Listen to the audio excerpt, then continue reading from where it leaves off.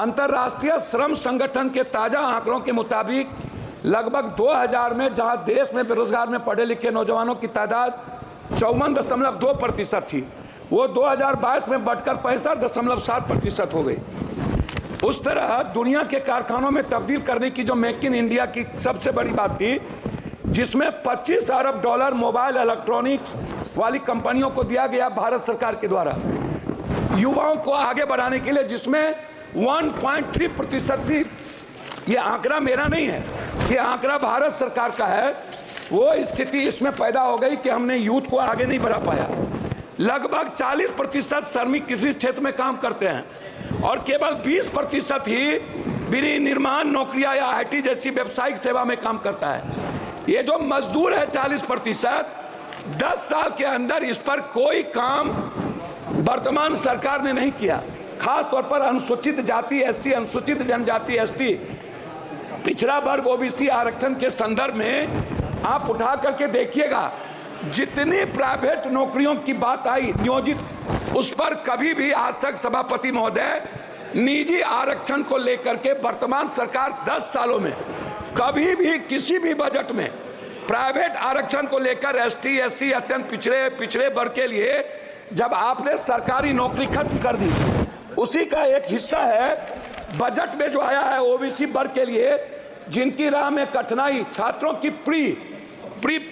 210 crore, post matric 10 crore, लगभग 921 करोड़,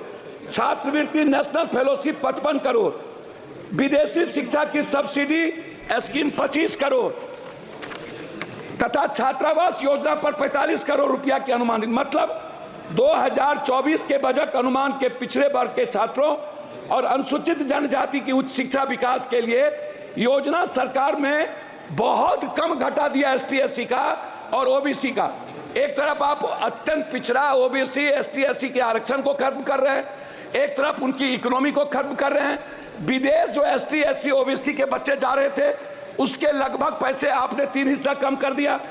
तो मेरा उसमें कहना बिल्कुल साफ है कि अध्यक्ष महोदय, सबसे जो इम्पोर्टेंट था वो है, आप इसको समझने का प्रयास करिए, वो सबसे ज़्यादा है एजुकेशन, हेल्थ, नरेगा, विडो। मैं सभापति महोदय विडो के बारे में जो 6 पेंशन है, विधवा पेंशन है, वृद्धा पेंशन है, निःशक्त पेंशन है, मैं सरकार से जानना चाहूँगा ये 300 रुपया कब तक आप दोगे? 400 रुपया कब तक? क्या इस पेंशनधारी को 1000 से 2000 रुपया वृद्धा पेंशन को क्या नहीं बढ़ाना चाहिए? दूसरी चीज, नरेगा जिस पर मजदूर निर्भर है, मनरेगा की स्थिति को आपने कितना कम बजट दिया है, आप इसको देख लीजिए। दूसरा चीज जो हेल्थ सेक्टर है, ग्रामीण स्तर पर जैसे कैंसर है, ब्रेन ट्यूमर है, हार्ट है, जो संक्रमण बीमारी है, जो OBC अत्यंत पिछड़ा दलित वर्ग आर्थिक रूप से वो नहीं कर पा सकता है, तो क्या आपने ऐसी कोई योजना बजट में कि जो ऐसा, आयुष्मान तो कहीं है फेल्योर है,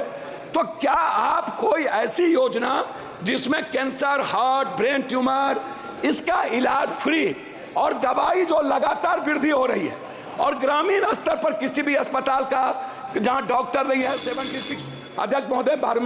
76% लगभग डॉक्टर नहीं है, लगभग टेक्नीशियन और लैब नहीं है, सरकारी अस्पताल कहीं भी दवाई नहीं देता है, गुणवत्ता नहीं है, मेडिकल सिस्टम नहीं है।